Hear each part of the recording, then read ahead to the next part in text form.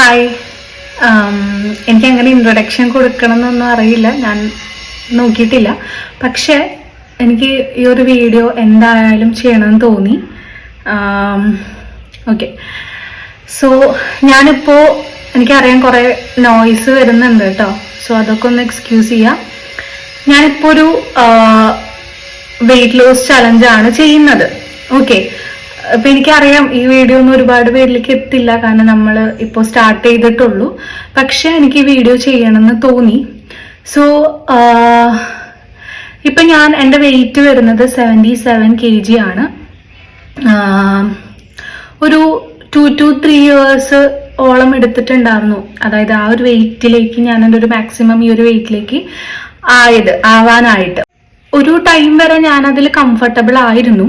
പിന്നെ ഇപ്പോൾ ഞാൻ വെയിറ്റ് ലോസ് ചെയ്യുന്നത് അത് എനിക്ക് തന്നെ തോന്നിയിട്ടാണ്. കാരണം എനിക്ക് വളരെ ഇൻസെക്യൂരിറ്റീസ് വന്നു തുടങ്ങി. അതുപോലെ തന്നെ എനിക്ക് ഇഷ്ടപ്പെടുന്ന ഡ്രസ്സുകൾ എനിക്ക് ഇടാൻ പറ്റുന്നില്ല.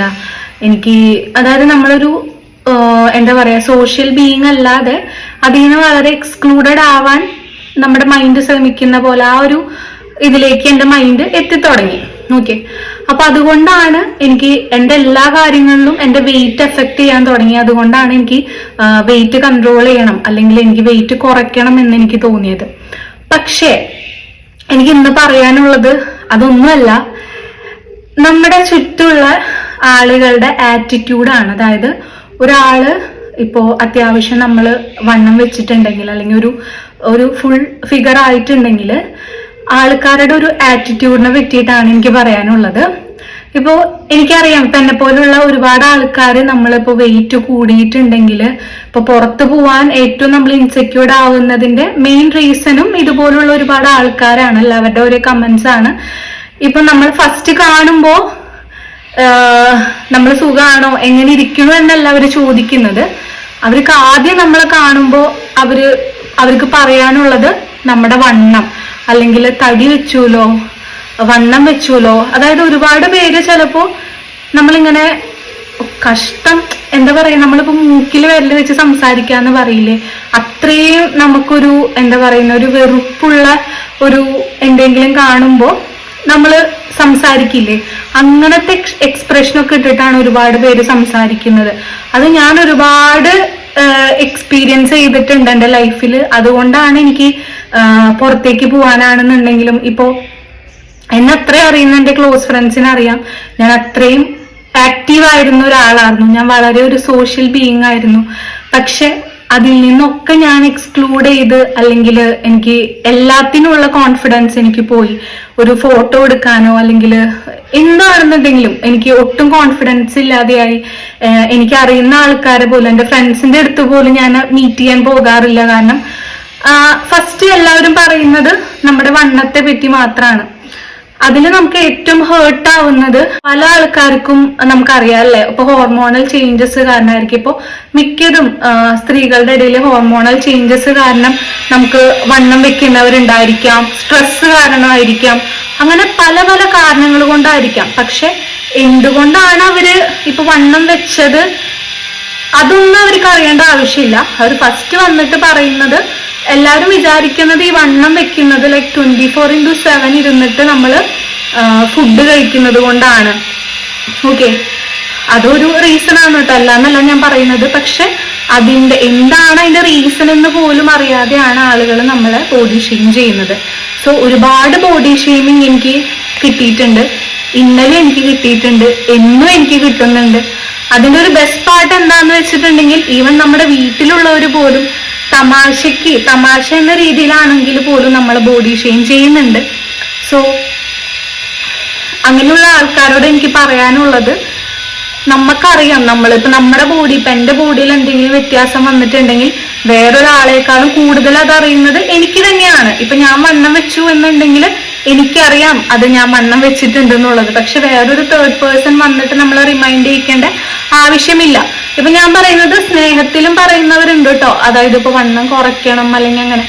അതല്ലാതെ വളരെ റൂഡായിട്ട്, അല്ലെങ്കിൽ ഓപ്പോസിറ്റിൽ നിൽക്കുന്ന ആളുടെ ഫീലിങ്സ് എന്താണ്, അവർക്ക് ഇത് പറഞ്ഞിട്ടുണ്ടെങ്കിൽ ഹേർട്ട് ആകുമോ ഇവ നമ്മൾ വണ്ണം വെച്ചതിൽ ഓൾറെഡി ഇൻസെക്യൂർഡ് ആയിട്ട്, അല്ലെങ്കിൽ നമ്മൾ ജസ്റ്റ് കോൺഫിഡന്റ് ആയിട്ട് ഓക്കെ എനിക്ക് ഇന്ന് പുറത്തു പോകാൻ പറ്റും, അല്ലെങ്കിൽ നമ്മൾ നല്ല രീതിയിൽ ഡ്രസ്സപ്പ് ഒക്കെ ചെയ്ത് നമ്മൾ കുറച്ച് കോൺഫിഡൻസ് നമ്മൾ കിട്ടിയിട്ട് പോകുമ്പോഴായിരിക്കാം ചിലപ്പോൾ അങ്ങനെ ഒരാൾ അവിടെ നിന്ന് ഒരു കമന്റ് പറയുന്നത്.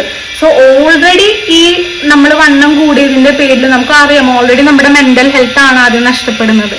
അപ്പോ അത് ഓൾറെഡി തകർന്ന് നിൽക്കുന്ന ഒരാളുടെ അടുത്ത് വന്നിട്ട് പിന്നീടും വന്നിട്ട് വളരെ ബോറായിട്ടോ, എന്നോട് അങ്ങനെയാണ് പറയാറ്, വളരെ ബോറാണ്, ഇപ്പൊ കാണാൻ വളരെ ബോറാണ്, ആളെ കണ്ടാൽ പോലും തിരിച്ചറിയുന്നില്ല എന്നൊക്കെ പറഞ്ഞിട്ട് നമ്മളോട് തന്നെ വന്നിട്ട് പറയും. നമുക്ക് എന്താണ് അതിന് റിപ്ലൈ കൊടുക്കാൻ പറ്റുന്നത്?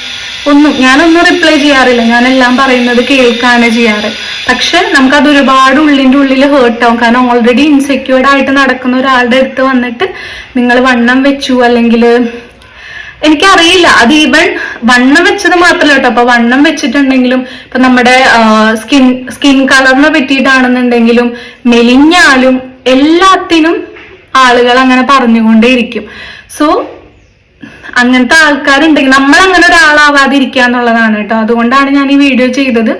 ഒരിക്കലും ഒരാളുടെ അതെന്തോ ആവട്ടെ, സ്കിൻ കളർ ആവട്ടെ, അല്ലെങ്കിൽ അവരുടെ ഇപ്പൊ ബോഡീനെ പറ്റി അവർക്ക് ഉണ്ടാവണ മാറ്റങ്ങളാവട്ടെ, ഒന്നിനും പറ്റിയിട്ട് നല്ലതാണെങ്കിൽ നിങ്ങൾ സംസാരിക്കുക. ഇപ്പൊ ഒരാൾ നന്നായിട്ട് ഡ്രസ് ചെയ്ത് വന്നു, അല്ലെങ്കിൽ അവര് പ്രിറ്റി ആയിട്ട് തോന്നുകയാണെന്നുണ്ടെങ്കിൽ നമ്മളത് കോംപ്ലിമെന്റ് ചെയ്യുക. ഇത് നമ്മുടെ സൊസൈറ്റി ഇപ്പൊ എങ്ങനെയാന്ന് വെച്ചിട്ടുണ്ടെങ്കിൽ നല്ലതിനൊന്നും കോംപ്ലിമെന്റ് ചെയ്യില്ല, പക്ഷെ എല്ലാം ഒരു നെഗറ്റീവ് സെൻസിലാണ് കാണുന്നത്. ഞാൻ ജനറലൈസ് ചെയ്ത് പറയല്ല, പക്ഷെ എന്നാൽ ഇപ്പോഴും അങ്ങനത്തെ ആളുകൾ നമ്മുടെ ഇടയിലുണ്ട്.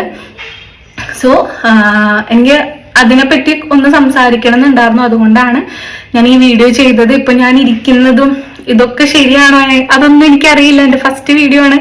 ഞാനിപ്പോ കാണാൻ ഒരു ഹോംലെസ് ആയിട്ടുണ്ടെന്ന് എനിക്കറിയാം, പക്ഷെ നമ്മളത് ഇംപ്രൂവ് ചെയ്തിട്ട് വരും കേട്ടോ. എനിക്കിത് ജസ്റ്റ് ഒന്ന് പറയണമെന്നുണ്ടായിരുന്നു, അത് മാത്രമാണ്. സോ നമ്മുടെ വെയിറ്റ് ലോസ് ചാലഞ്ച് സ്റ്റാർട്ട് ചെയ്തിട്ടുണ്ട്.